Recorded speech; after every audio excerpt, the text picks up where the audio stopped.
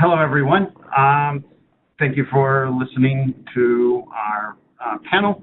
I would greatly like to thank the panelists for appearing on this, on basically a day in your life as we move from 2016 into 2017. We as CISOs have a huge amount of things going on, more things than we can ever imagine, and there's always new things and old things and things that you thought were fixed are not fixed. So it's an ever-growing panel, and it's a great resource for information to learn issues and problems and solutions and things from our esteemed panelists here, and I hope to give that pretty well. I would first like to give each of the panelists an opportunity to introduce themselves and give a quick, brief information of their CISO experience and what they do and some of the likelihood for the day-to-day. So our first panelist is Dennis Lieber. And Dennis, could you kind of introduce yourself for us? Yeah, I'd be glad to. Dennis Lieber, I am the CISO for the Cabinet of Health and Family Services at the state of Kentucky.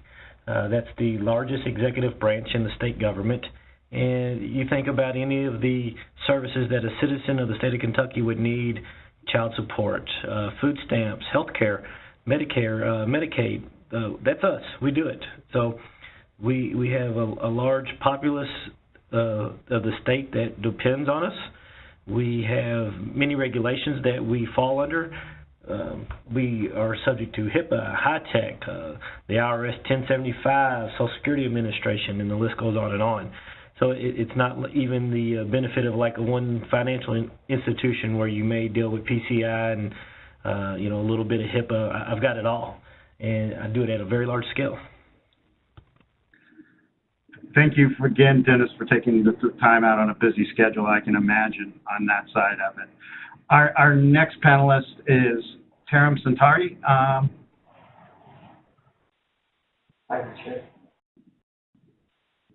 Hi, would you like to give a quick introduction to yourself and what you do kind of on a day-to-day in your environment that you deal with? Yeah, absolutely. Thank you. Thank you for having me here, Richard, actually. So my name's Taran. I'm the CISO for the Tyndall PLC group. A couple of companies in the group itself. They're mainly multi-channel retailers in education, supplier, providers, basically. So we've got a huge, we are mainly UK-based business. We've got a couple of offices all around the UK and a couple of offices actually in the Asian offices as well. So my role has been purely more around making sure everything, we take from the customers, but we've got around 1.5 million customer database itself. So if you take around the whole gamut of services we provide to the customers, it's all about online retail, plus it's also on catalog, home shopping and stuff. With that sort of comes all around the different threats, as you would probably also know about, the online threats and the fraud which comes with suppliers and all the other areas as well. So on a day-to-day basis, my responsibilities have been recently in this year have been more around raising the awareness of the business, the staff, the users, actually in terms of the threats itself. Plus, it has also been around different compliance strategies like GDPR, PCI, and all the different regulations people follow access. And in fact, we also come with the financial regulations like the FCA, being to monitor aspect of that. So that's basically around my area. Thanks again for the introduction on that. So I always want to kind of, for lack of a better term, humanize people, because people have these expectations of CISOs of being partially Superman and Batman rolled into one. A little bit of information about yourself. So Dennis, give us kind of a personal tidbit from your side, anything that might be interesting to the folks listening to this. Sure. I am the absolute most interesting man in IT.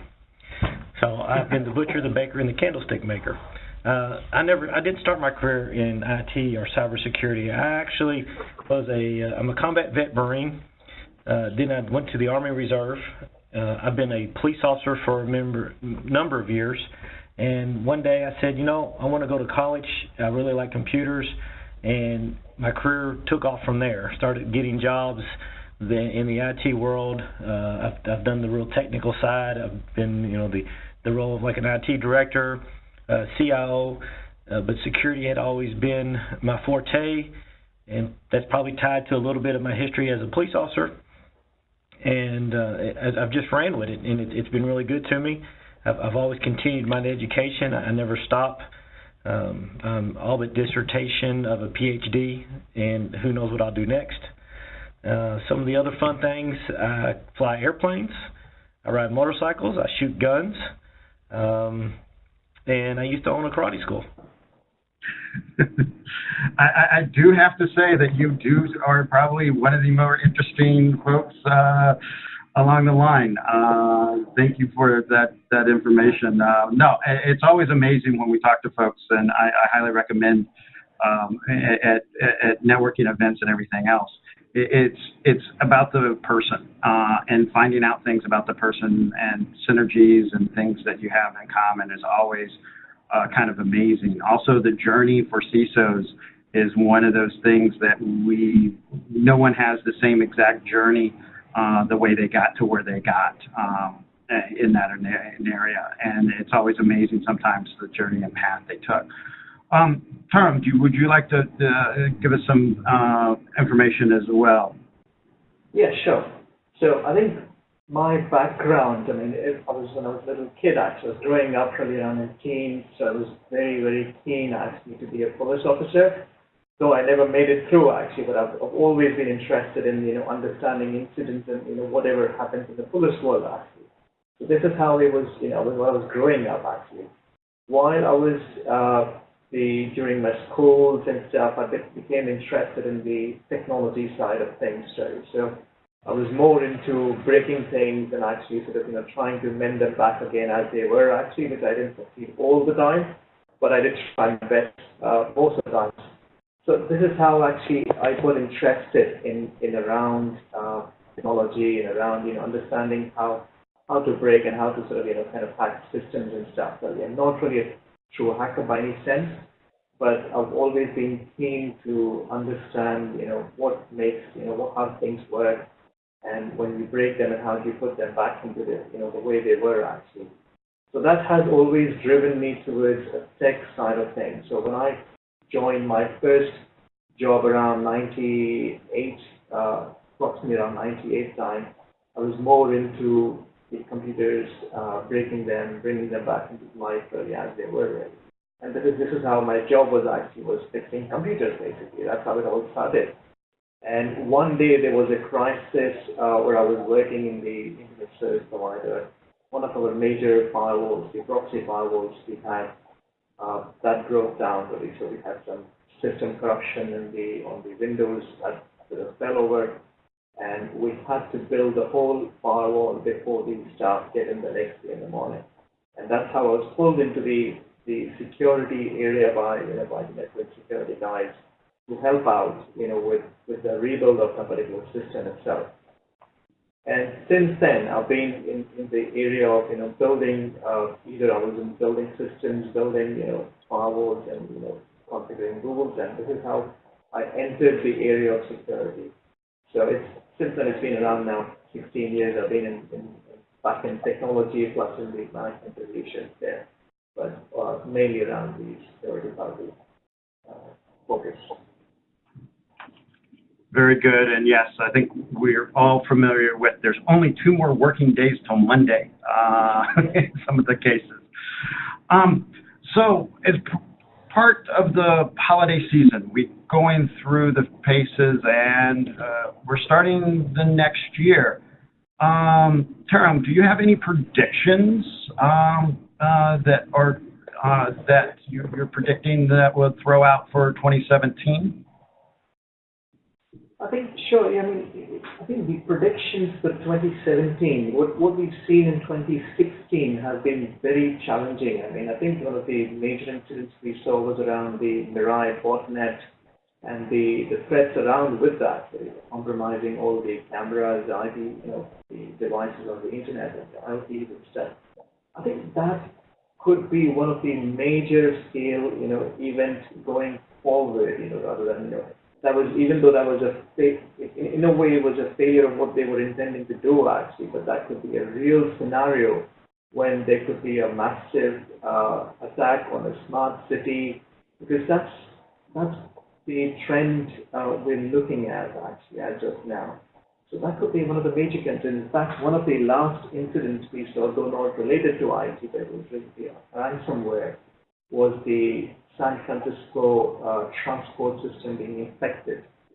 So it was just one of the first examples we've seen in this direction. But I think the focus would be more around affecting a larger part of the internet, a larger part of the energy sector, or a larger part of the critical infrastructure. That could be one of the few areas I think could be at risk, which probably we haven't considered yet, or probably we don't know yet. No, I think you're right on the money in some of the areas that the internet has always been a dangerous place, and it's not really getting any safer, and there's always new threats and new issues that come up, and we see these kind of time and time again. It's always sometimes the worst case scenario that we're faced with, and then all of a sudden the worst case scenario is true, and we got the next one. It's like, okay, it couldn't be any worse than this, and then yeah, it can. So, Dennis, any predictions from you in the 2017? Yeah, and I agree with a lot of that. It's going to get worse, and I don't say that to be, the dark overlord of fear. We know that fear doesn't always change cybersecurity, but it's going to get worse. My predictions, I take a little bit different route. I see the good in it because of all the news stories, because of the Russian hack news stories, be it true or not about the elections. It's bringing attention to the cybersecurity realm. I see businesses investing more now. I see the business leaders are gaining more understanding. It's just like the early days of business. There was a time when a guy started a business and he did it. And then he realized, well, hey, I need an operating officer. I need a chief financial officer. That's where we're at in the cybersecurity realm. They realize the value and the position that a CISO brings to the company, the business value it brings to the company, and the investments that are going to be put in place to protect the company. To the extent in the example of, we don't know what's next. We know it's going to get worse. There was a release yesterday about ransomware now says, hey, we'll give you a discounted price or let you go if you spread it to other people. That's a new business model. It's a new business approach. Folks are understanding that the attackers have developed a business model, and companies that are trying to protect themselves against these attacks haven't always been really good at developing a business model that protects them. And I think that's going to be the big change. Companies are going to invest. Companies are going to put more strategic planning into the protection of their company. It's going to be at the forefront. It's going to be equal with the bottom line that the CFO brings to the table. And to me, that's the biggest change. We're never going to figure it all out. We're never going to stop it. So how do we get better at it? Protect it. No, I totally agree. And it's not, we've been doing this for way too long to assume that it will be solved anytime soon. Looking past the predictions, what would you say, Dennis, is the biggest risk to companies today? It's a little cliche, but it's still the insiders. The attacks are strong. The attacks are better. The attacks are more advanced. They're better designed. They've even got science behind them now. But it takes someone on the inside falling for them. It takes someone on the inside not being due diligent and making sure the firewall rules are up to date. It takes us on the inside making sure our patching programs and our backup strategies are strong. When we fail those, that's when these attacks win, and it's always going to be us in the insider. It's the people.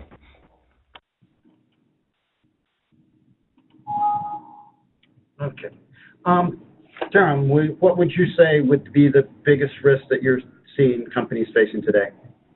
I think I agree with most of the thoughts actually that is mentioned on this. Right? I would probably want to add there as managing the risk by the companies is not being taken as seriously as they should be. I think that's where the biggest risk is concerned with it, because the companies are actually looking at all the different putting in technologies in place, making sure we've got enough systems to protect and stuff like that. But failing to understand where their biggest risk lies actually in the business is probably being overlooked as far as I've seen the companies I've worked in the last couple of years. There isn't enough focus actually on where the risk lies in the business and making sure appropriate investments are being made in those direction, in those lines actually instead. So just for an example actually that if the biggest sort of the risk are the people itself, then there has to be enough stress to be put into making sure people are being educated, people are being given enough support so they can actually keep themselves protected as well as the business itself. So one of my key drivers for this year has been more around the awareness sessions and making sure we have people being prepped up, ready for actually understand security and actually support us in terms of driving the business forward actually, not only in terms of the delivering what the business requires, but also making sure the delivery is actually as secure as we would expect it to be. So there's a lot of elements involved in terms of the risk, but I feel managing the risk for the companies or for the business is actually one of the keys which we need to be more stressing on. And I think Richard, great insights around that, definitely so. Be careful, I add a little something to that. So, sure, go ahead. And that's, he's 100% right. And I just to expand a little bit further on when I was talking about we and the people inside the company are the risk, to that same point of managing the risk, that's kind of the things I'm talking about too. If your business and your business leaders aren't listening to you or you're not communicating it to them, again, you're the insider threat because you are not taking the steps or pushing forward or driving that risk management plan. So when I talk about the insider threat, I'm encompassing that part as well. The business leaders, you as the CISO business leader, if you're not doing things like those risk assessments and taking appropriate steps once you've identified them, you are an insider threat. Yeah, we always have this idea, and I hate to bring it up, but it's an idea of due care. And it's kind of the gray area still, but it's becoming much more solidified as time moves on and bad things happen. And it's becoming out the same scenario where, yes, there is bad things that happen because somebody did not push or someone knew, et cetera. You could look at, you could even say similarly to the latest issues with the Yahoo breaches of things that, yeah, we lost 1 billion accounts 3 years ago. It took us 3 years to figure it out and tell everybody and want to press forward kind of scenarios. That's not a good practice, and nor is it going to be well received by lots of people that are around it. I think that's something that we all should be aware of. And as we transition to the next question, I think it's a good line. The users are kind of, for lack of a better term, our first line of defense. And we don't necessarily give them a lot of tools. We have training and some other things, but the training is sometimes death by PowerPoint or non-interactive or click through this or you can click through this, you got to listen to the video for a whole day and get through the process at the end. Is there any way that we can that your organizations or your feelings about things can improve the training around that? Sarah, do you want to start with an answer on that side of it? I think, yeah, that's sure, Richard. I think that's one of the key points I've been talking about actually in terms of the users, or the way we call it actually as the guests of our business or the customers for us, right? So the way we operate as my team operates is actually more in the business of security as a service. So we are purely focused on actually how to enable the business securely in that respect. I've got a team of 4 people actually mainly looking after doing all sales basically. So we go and sell our services to the business, making sure that how we can help them gaining or achieving what they're looking to achieve in their business goals itself.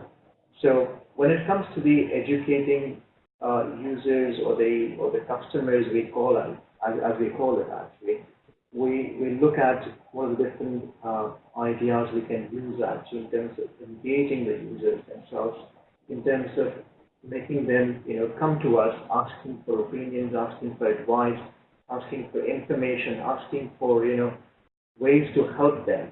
So we try and do give them tools. We try to give them education in terms of not only the sessions like we put around classroom sessions going on. We also have to bit on the platform like the video platforms we have.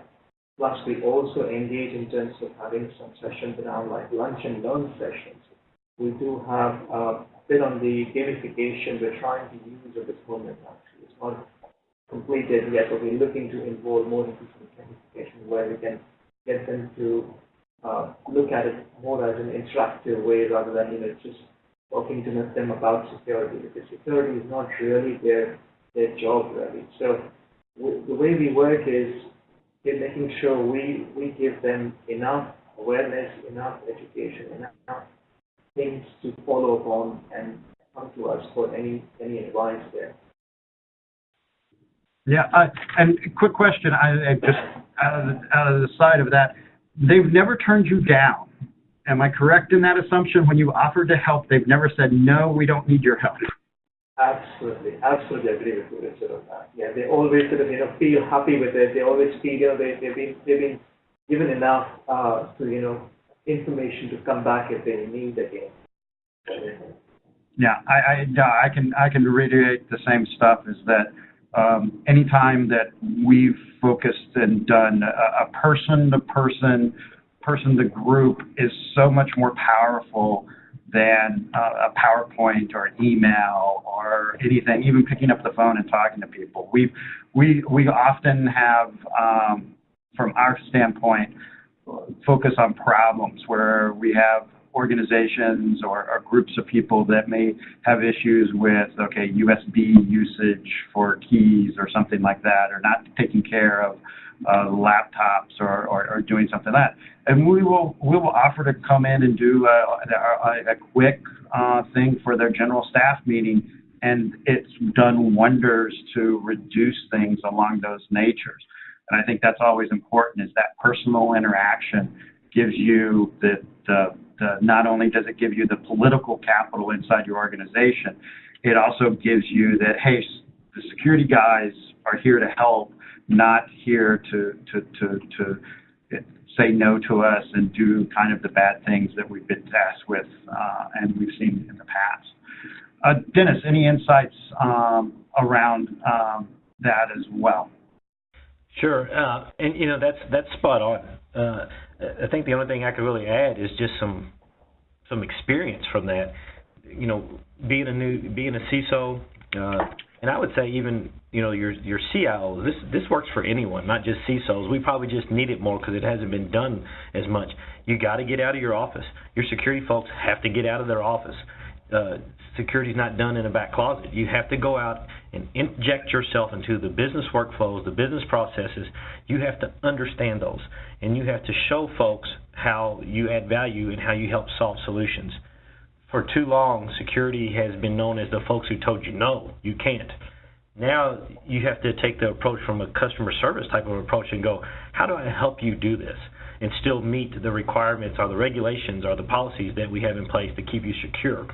And you guide them. And when you guide folks and you collaborate with them and you ask them, what's your problem, and I'm going to sell you a solution, you'll get far better response, far better security, and life gets easier for you at that point. You know, there was a few examples of a past organization I worked at. I made their monthly, the operating officer had calls with the entire company managers, and I asked him one day, I said, hey, you mind sending me the invite? I'd like to sit in on those calls and just be available. And you learned a lot. You learned a lot of the business concerns, a lot of the business processes, and then when they found out I was on the phone, they had questions, and they all got better. And then some of that resulted in some of the new procedures and workflows that were written. Security was written into it. So just like if you're a bank teller and you got certain procedures you follow when you're processing transactions with your customers or members of a credit union, the workflows for the security was built in, and it came every day, and they knew it because it was taught and it was up front and it was understood, and the importance of it and the implications of it and the repercussions of it were all there. Yeah, I could not explain. I highly tell people to recommend that your next hire in your security organization is you get somebody with PR and marketing experience to help you. Because that's really where we're going in the next couple of years, is that you have to market and you have to have a public relations effort inside your organization. I know it sounds crazy, but it does so much good just getting on agendas and just getting to know people and just knowing where you have it, to go back to kind of the old points where, hey, something really bad happened. The second something really bad happens, they should know to come to you, and they know where to go, and they feel comfortable in doing it. And I think that's always critical. Can I add, sorry, Richard, on there, really, one more point, actually, as was already mentioned by you and Dennis, actually. We've also noticed, actually, about a lot of silos working around the business, different units working completely as different units. And as sort of Dennis rightly mentioned, it's all about, and you probably mentioned the same, really, about the collaboration. So we've been looking to break those silos in terms of, making sure we have an individuals assigned to particular, different departments, making sure they're, constantly in touch, understanding what the new developments are in the business in those particular units, and ensuring that we are visible for them in terms of, getting approach for any security concerns or security requirements. So it's also absolutely clearly about the collaboration of it as well. Yes, right on the money on that. Let's kind of shift gears and talk about how we're going to spend some money and not spend money. So, Taram, what is one thing that you're looking to purchase next year? Yeah, it's quite difficult to say as of now, but I think probably more likely we're looking to invest something around the machine learning technologies, because in the past, as we've seen, all the technologies we use in the current day, they are helpful for the basics and stuff, but since we need to switch our gears actually from where we are currently, traditionally the way we've been doing security in terms of technology, into these technologies which will help us actually for the future. And I think machine learning has been one of the most sort of the interesting technologies which I see in terms of whether it be user behavior analytics or whether it be just a simple anti-malware, kind of a technology with increasingly with some machine learning in that respect. I think that's where I would like to invest in 2017. No, thank you very much. Dennis, what you're looking for next year? Well, the twofold. The first one's a simple answer: more people. As the need grows in security, and the businesses are starting to understand that security isn't a one-man show, there's more and more work evolving. So resources, always need resources. And then the second part, I'd have to agree. The machine learning, I'm a huge fan, and the more I research it, the more I read about it, the more I write about it. The behavior analytics, I'm a huge fan of that. I mean, just it goes back to my IT background a little bit of automate everything and simplify everything. As much as we can automate and as many things that we can take the hard lifting out of security and get to focusing on managing it, I'm all for it. So behavior analytics, if we can identify problems up front and take steps to mitigate that risk, if we can develop patterns and readily identify the things that are out of the norm, like the Sesame Street days, right? That the old song, one of these things aren't the same, simply not the same. I don't remember. It's been a long time. But you get my drift. If we can identify what normal truly looks like and then identify when things go awry at that and we can respond quicker and better, I'm all for it. No, I totally agree with you. I think from the standpoint of orchestration is probably another area that's going to be heavily focused we have lots of pieces of data that we spent probably the last couple of years gathering. Now how to use that data and get rid of the huge amounts of ticketing and things like that don't necessarily need to exist inside of an organization to fix and resolve issues along that line. Dennis, is there anything that you feel that you're not going to buy next year, or something that was kind of promised that didn't work out, or just something that's maybe going to be replaced? We always hear these arguments around next-gen antivirus or next-gen firewalls. Hey, I'm moving from the old practical into the new. Yeah, I don't really have anything at the top of the list we're not going to buy. I would say we would probably not invest as much into physical layers of the model. Looking at some of like the AWS, services that are considered cloud-based that have due diligence applied to them. Obviously you just can't go out and buy them. There's process, as we all know, to buy things. But if I can remove part of the threat, so if I can move it or mitigate it, like we do risk, to someone else, that would probably be something. I wouldn't invest in those things, and that would go on that list of things to buy. For example, an Amazon Web Service. If I can move some infrastructure to the cloud, and I don't have to worry about the network monitoring, and I don't have to worry about the breaching and the DDoS attacks, that would be one thing. Very, very well said on that. Tom, anything that you're planning or moving away from? Absolutely good points, actually, from Dennis. Actually, the same lines, really. We've been thinking about not investing as much in a SIM solution, really. So because SIM traditionally requires a lot of resources, and we've been, up to the eyes actually on in terms of what we look at, really. So I think one of the things we won't be investing on going forward would be definitely, getting rid of the SIM solutions, ensuring we probably put that out as an outsourced activity, and focus on the limited numbers of actually security events, making sure we follow up on them and just look at what has been given to us after all the filtering through by the outsourcing people actually for it. I think that's one key area. I think we're looking to probably not going to invest as much on a technology basis, really, but probably on the people basis in another way, really, or process based. No, I think you're both made excellent choices, and I think it's part of the thing is having someone else do your work for you. Who's not for that in a lot of cases with that?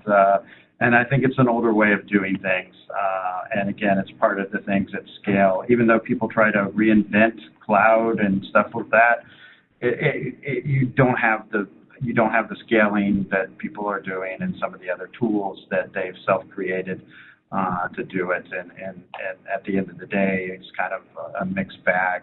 I think one of the other areas that are often looked at, and at least from my vantage point, is a lot of the things that are like we both pointed out is stuff that is like heavy lifting. If I have some security piece of hardware, software that requires like 3 FTEs to keep it up and running full time, that's not something that I really want to hang on to for very long. It may have great results. It's just that is a really heavy lifting kind of environment that a lot of people, we don't have the luxury. We don't have the people, nor do we have the time, nor do we have the effort that's there because everybody's wearing multiple hats. And so things that require that much effort will definitely degrade over periods of time and kind of continue to degrade inside of that. I think one of the things from a CISO's perspective that's always interesting is advice. And there's kind of 2 sets of advice, and we'll kind of touch base on each one of those. Taram, if for someone that just as part of 2017, the board met or executives met and said, I now deem you CISO, what was some advice that you would give to that person that just took over the job? Good question, Richard, actually. So I think I would probably give only 2 advices, actually, for someone who's newly on board as a CISO role. I think probably to focus purely on the risks around the business, actually. So I'm absolutely passionate about looking at the risks rather than the technologies themselves, really. I think probably one advice from me would be to purely focus on the risks around the business, understanding the risk, and making sure take enough steps to do it a balanced way of security in that respect. The second probably would be to not forget about the people and the process elements of the information security, because I'm coming from a couple of last SMEs I've worked with. Actually, there's been a massive focus from the CISOs I have worked with in the past, actually, around the technology piece. So they look at generally they look at sort of a problem as a technology problem. So I think I'm keen, or I'm probably a firm believer of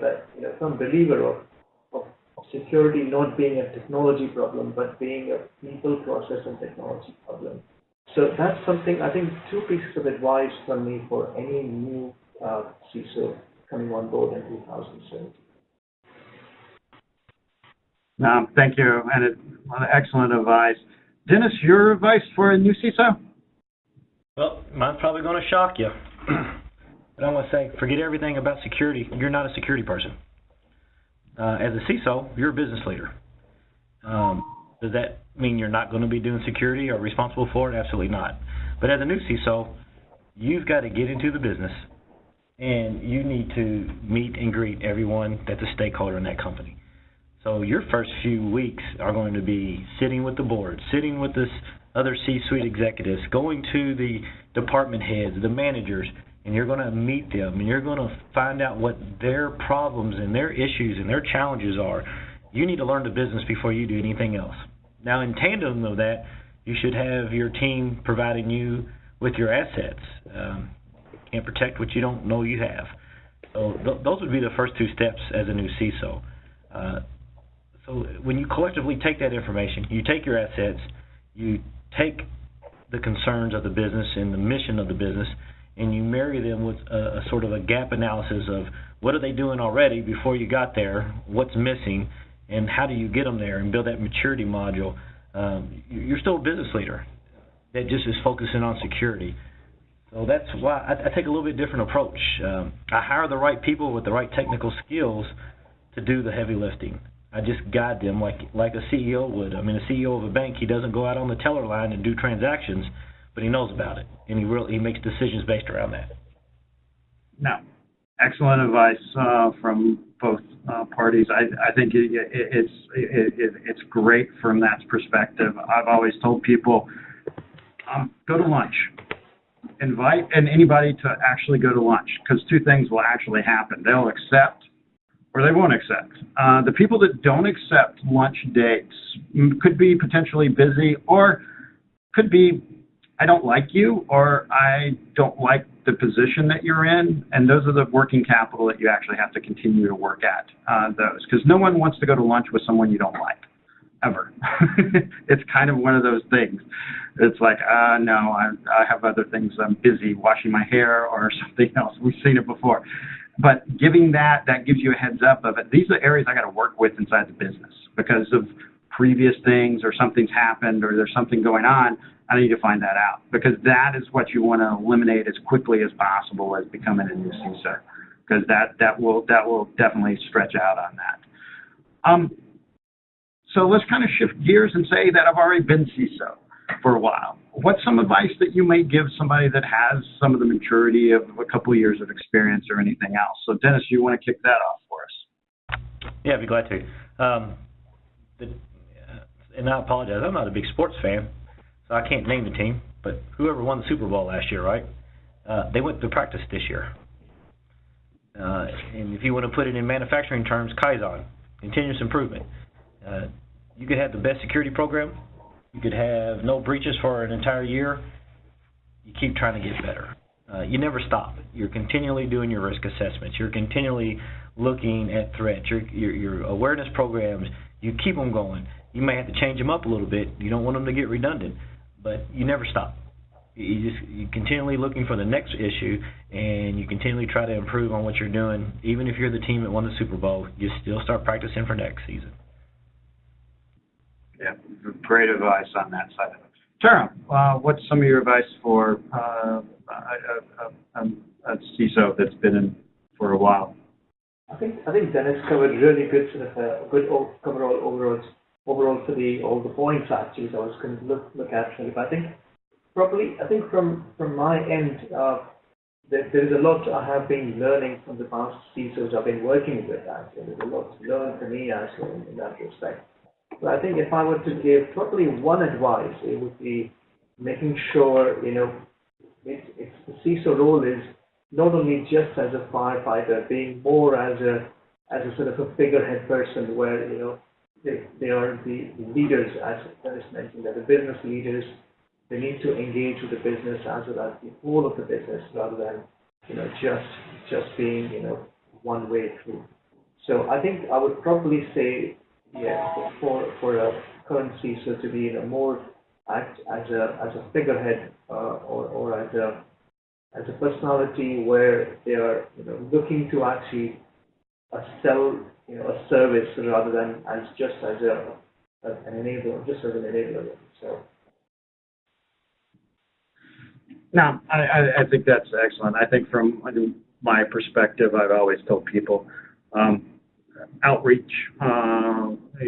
It's one thing to know the other CISOs in your general location and area. I highly recommend, in most of the cases, there are some dinner groups or some other social occasions where CISOs come together in your local region that's there. And I highly, highly recommend just knowing the people. It's so refreshing when I can reach out to different CISOs in the organization, and it could be anything from a third party to a managed service provider to just ask their opinion and get a legitimate opinion around some of the stuff.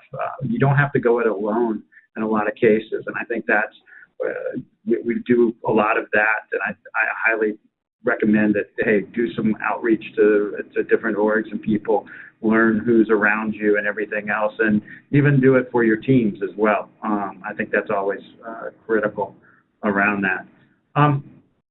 One thing I always like to do is get a favorite security metric from folks, because there's so many of them that I can show, and there's so many different things. And sometimes there's some really creative ones, and there's sometimes some really great ones that have good traction inside of organizations that may be experiencing the same thing that you are. So Taram, what's one of your favorite security metrics? Yeah, sure. I think that's quite difficult to sort of give it just one, really, because generally what we do is, if there is a program, say, for example, let's say, gain a security awareness campaign or a security awareness program, the way we work out the metrics is more around how does the overall program actually affect in terms of lowering the costs for the business? So say some of the parameters metrics might be, say, volume of the service calls or service desk calls to the help desk. It might be even the time, downtime, probably decrease in employee downtime in terms of the service outage. So we do use a combination of metrics, as you probably would agree on that to give an overall metric in terms of how the awareness program helped bringing down the costs for the business and made it more secure in terms of reliability and the availability of the whole of the systems around it. No. Thank you, Tom. Dennis, what is your favorite security metric or metrics? Good question. Probably the best one is if your CEO smiles when he sees you or is crying. That's probably the best one. But, levity aside, there's just so many, as my counterpart touched on. There's, your incidents, your downtime, the value you bring to the company. Is there savings you've put in place? Have you made a process quicker? There really isn't just one. I mean, as a security program, you want an overall effectiveness of it. And I guess with my jokingly, do people smile when they see you, or do they cringe when they see you? Yeah. No, I agree that it's a good metric. Are they waiting for you in the office, or they're not? I think it's one of the things, and generally on metrics, there's an awful lot of people viewing metrics as a negative connotation. Here's what things happened. And in security, we have a bad thing of not taking credit for good stuff. In other words, we don't take credit, or we don't usually show metrics around cost of attacks that have been successfully blocked by either our infrastructure, some of our hardware, some of software, some of the things that are there. We show the capture, hey, this is what actually happened, and this compromise, we like to show that, but we don't take in the 2,000 other attempts that were actually made that this did not actually go into it. And those are dollars that you can actually show, and it shows, to, like you pointed out, the value of the security organization to the business. Because as we get into more and more of this and more spend, you're going to have CFOs asking the question, well, this is expensive. What am I going to get for this? And how do I show about this? And that starts getting harder and harder to justify in a lot of cases. And that brings us kind of back to one of the things. Do you, Dennis, do you have any help for CISOs? And one of the big questions I always have is, how do I get additional funding? How do I get something that's not necessarily in my budget that I want the business to pay for? What's good examples of that you've experienced in the past? Sure, and to me it's the typical business model.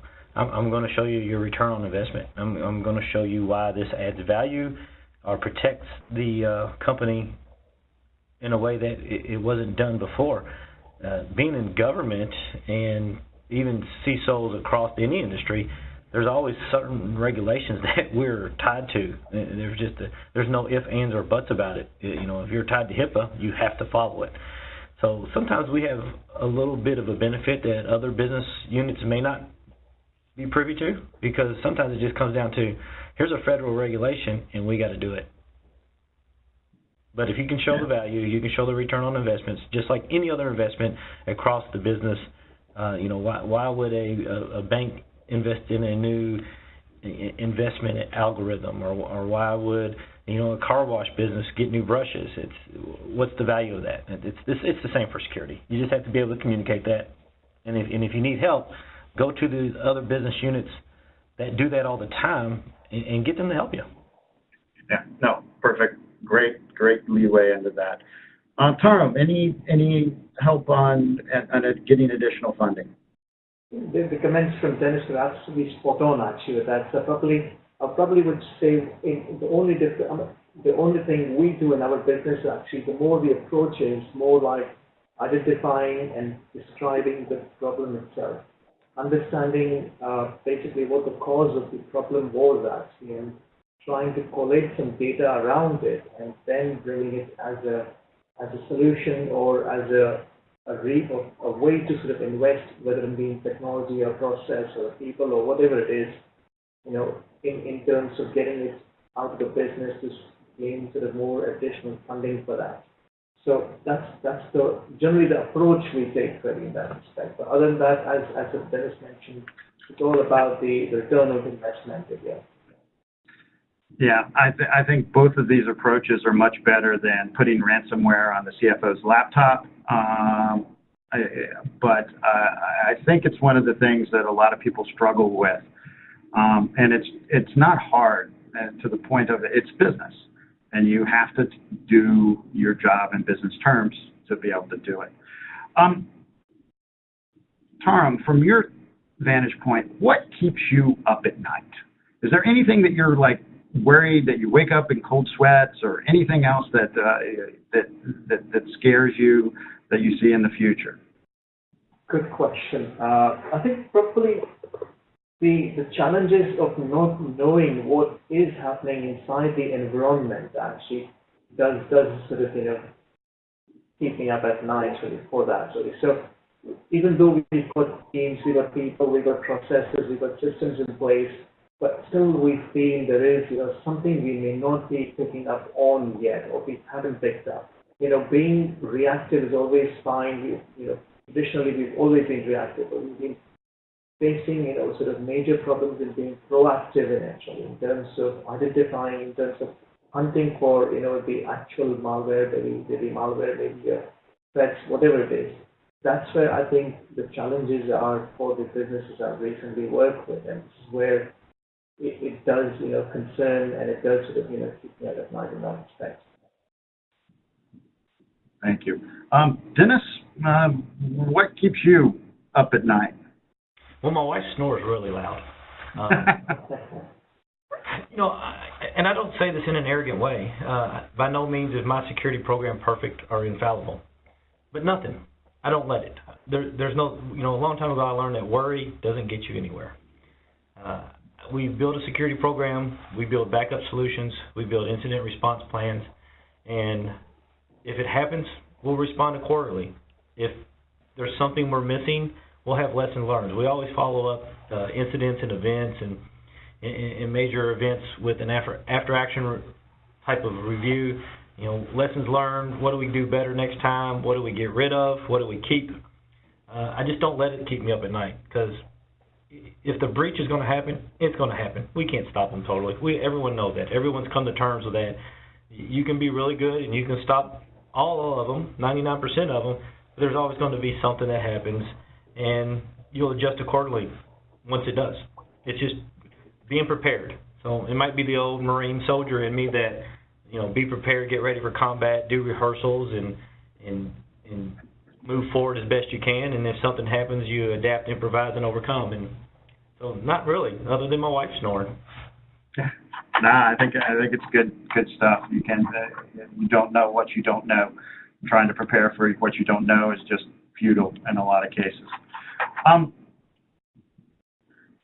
of one final question on this.